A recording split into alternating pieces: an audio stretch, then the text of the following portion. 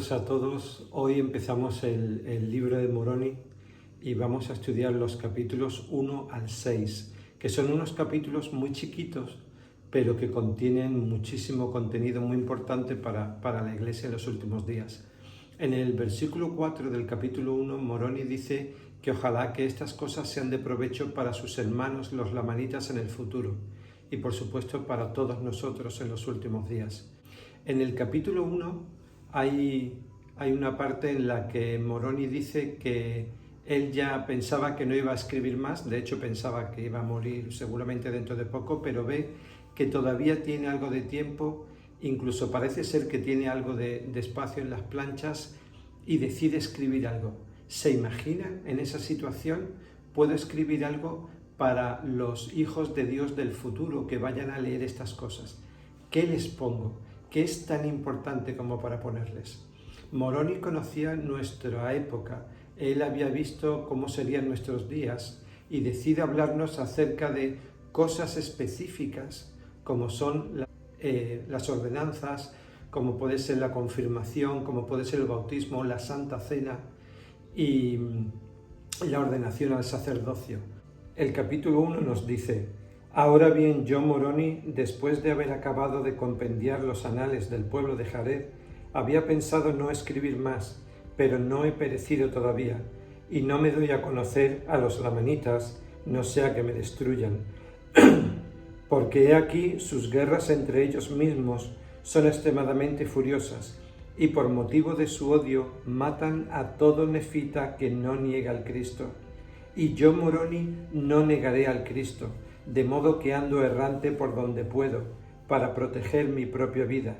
Por consiguiente, escribo unas pocas cosas más, contrario a lo que había supuesto, porque había pensado no escribir más, pero escribo unas cuantas cosas más, que tal vez sean de valor a mis hermanos los lamanitas en algún día futuro, según la voluntad del Señor.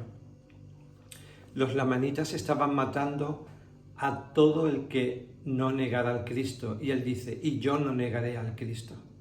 ¿Qué significa negar a Cristo? ¿Qué significa lo contrario? ¿Qué significa aceptar o hablar o proclamar al Cristo? ¿Qué es más fácil, morir por Cristo o vivir por Él, según sus enseñanzas?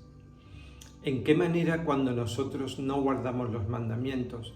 ¿En qué manera cuando tenemos vergüenza del qué dirán si hablamos de Cristo? ¿En qué manera quizás lo estamos negando? Luego los capítulos 2 al 6 son una especie de manual de instrucciones muy interesantes. Si vamos al capítulo 2, se nos dice: las palabras de Cristo, las cuales habló a sus discípulos, los 12, que había escogido al imponerles las manos. Y los llamó por su nombre, diciendo: pediréis al Padre en mi nombre, con poderosa oración, y después que hayáis hecho esto, tendréis poder para que a aquel a quien impongáis las manos le confiráis el Espíritu Santo, y en mi nombre lo conferiréis, porque así lo hacen mis apóstoles.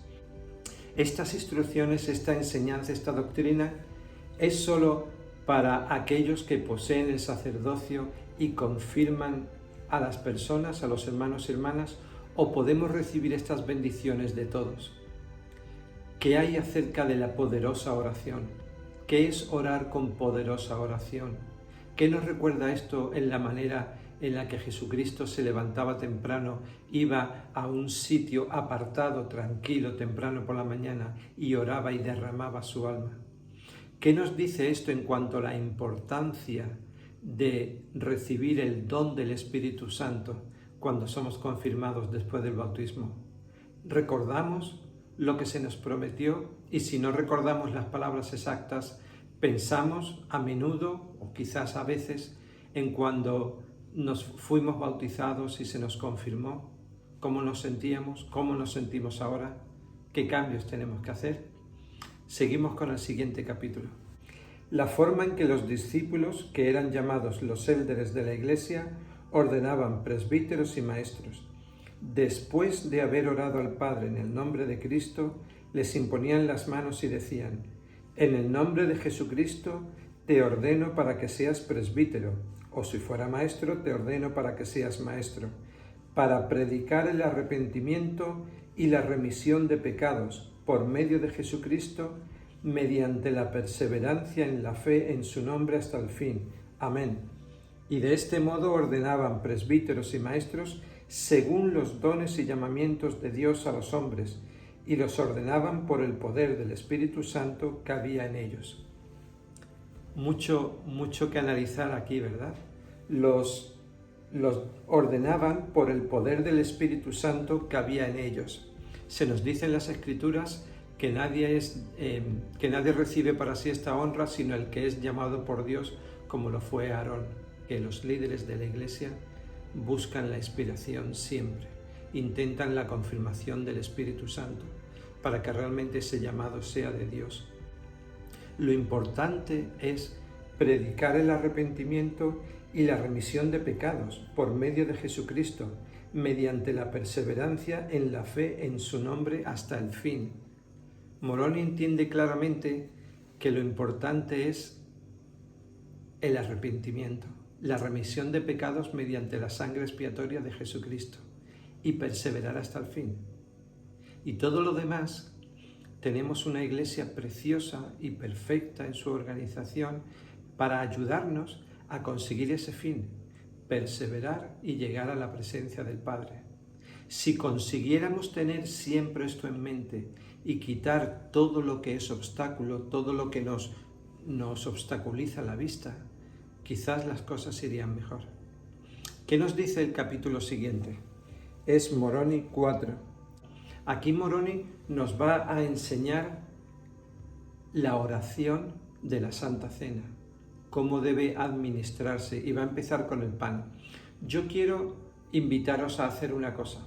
Me gustaría que tomarais un bolígrafo y un papel, que le deis un momento a la pausa al vídeo y que escribáis la oración sacramental del pan y la oración sacramental del agua, sin hacer trampas, sin buscarlo en ningún sitio, solamente lo que recordéis. Venga, un minuto. Muy bien, ¿ya lo tenéis escrito? Vale, pues ahora vamos a ver cuál es la oración sacramental. Recordamos que la palabra vino se cambia por agua. Un día hablaremos de cuando José Mier recibe la revelación para cambiar el vino por el agua en la Santa Cena. Y lo que quiero que hagamos es que comparemos lo que vamos a leer ahora, que son las oraciones sacramentales exactas, con lo que vosotros habéis escrito. Y entonces que veamos en qué hemos fallado, qué partes se nos han olvidado, y que cuando escuchemos la siguiente vez la oración sacramental nos fijemos en aquello que no nos hemos acordado.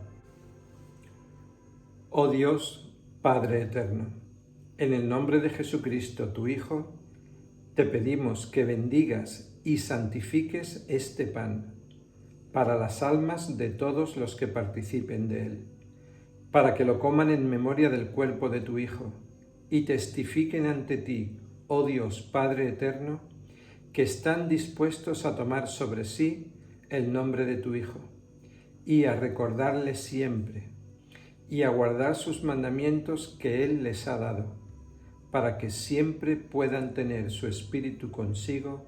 Amén. Y me gustaría muchísimo ahora, al leer el capítulo 5, que comparemos la oración del pan con la del agua, en la época de Moroni y la del vino. Oh Dios Padre eterno, en el nombre de Jesucristo, tu Hijo, te pedimos que bendigas y santifiques esta agua para las almas de todos los que la beban, para que lo hagan en memoria de la sangre de tu Hijo, que por ellos se derramó, para que testifiquen ante ti, oh Dios Padre eterno, que siempre se acuerdan de Él, para que puedan tener su espíritu consigo. Amén. Muy bien, y ahora os pregunto, si comparamos las dos oraciones, ¿qué aprendemos de cómo se complementan? ¿Qué aprendemos de qué parte hacemos nosotros y qué parte le corresponde al Señor? ¿En qué manera somos llenos del Espíritu? ¿En qué manera es importante recordarle siempre? ¿Y en qué manera la recompensa es siempre tener su espíritu. ¿Cómo se relaciona esto con los nefitas que quisieron tener su espíritu, que era lo que más deseaban y se lo pidieron al Señor? ¿Cómo se relaciona esto con aquellas cosas que no nos permiten tener el espíritu? ¿Cómo se relaciona esto con que testifican que siempre van a guardar los mandamientos, sino que están dispuestos a guardar sus mandamientos que Él les ha dado? ¿En qué manera el Señor es misericordioso y entiende que tenemos fallos, debilidades, que tenemos pruebas y que no siempre lo vamos a conseguir? Y también de qué manera es importante recordar que la ordenanza sagrada de la Santa Cena no es solo para renovar los convenios que hicimos en el bautismo, no es solamente eso, es mucho más. Es una manera de comulgar, es decir, de estar en comunión con el Salvador. Es una manera de purificar nuestras almas, es una manera de adorar, es una manera de meditar, de hacer un análisis introspectivo de cómo me ha ido la semana, de qué debo hacer mejor. No es solamente, es importante, es renovar los convenios del bautismo, pero no es solamente eso, es una ordenanza muy sagrada, una de las más sagradas con diferencias, que va más allá de solamente renovar convenios. El capítulo 6, el capítulo final, nos dice: y a nadie recibían para el bautismo a menos que tomara sobre sí el nombre de Cristo, teniendo la determinación de servirle hasta el fin. Y después que habían sido recibidos por el bautismo y el poder del Espíritu Santo había obrado en ellos y los había purificado, eran contados entre los del pueblo de la Iglesia de Cristo, y se inscribían sus nombres, a fin de que se hiciese memoria de ellos y fuesen nutridos por la buena palabra de Dios, para guardarlos en la vía correcta, para conservarlos continuamente atentos a orar, confiando solamente en los méritos de Cristo, que era el autor y perfeccionador de su fe. Y la Iglesia se reunía a menudo para ayunar y orar, y para hablar unos con otros concerniente al bienestar de sus almas, y se reunían con frecuencia para participar del pan y vino, en memoria del Señor Jesús, y se esforzaban estrictamente porque no hubiese iniquidad entre ellos. Bueno, si queremos saber por qué tenemos la Iglesia, y si alguien nos dice ¿por qué es importante tener una organización? ¿Por qué no puedo tener yo una relación personal con Dios sin necesidad de Iglesia? Esta es la respuesta. Aquí están todas las respuestas, o casi todas, de por qué tenemos una Iglesia, una organización en la cual nutrirnos de la palabra, en la cual participar de la Santa Cena, en la cual tener una fortaleza y en la cual ser ayudados mutuamente. Y el Elder Holland, del Quórum de los 12 Apóstoles, en cuanto a ser nutridos, dijo: la mayoría de la gente no va a la Iglesia únicamente para buscar unos cuantos conceptos nuevos del Evangelio o para ver a viejos amigos, aunque ambas cosas son importantes.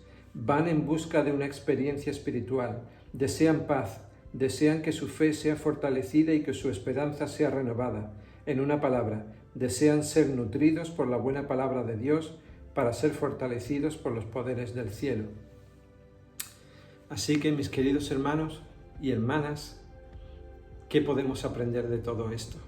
¿Qué podemos aprender acerca de por qué tenemos la Iglesia, acerca de cómo debe ser nuestra actitud hacia el bautismo? ¿Cuán importante es recordar nuestra preparación para ser bautizados, para ser confirmados, para ser ordenados al sacerdocio o ser apartados para un llamamiento o incluso para una bendición de salud, para todas las ordenanzas? Os testifico que Jesucristo es el organizador de esta Iglesia y que Él ha usado a profetas para hacerlo. Os testifico que esta Iglesia es la Iglesia de Jesucristo, que ha sido restaurada en estos últimos días, y que Moroni estaba preocupado porque hiciéramos las cosas tal como las enseñó Jesucristo, y así nos las dejó escritas. En el nombre de Jesucristo. Amén.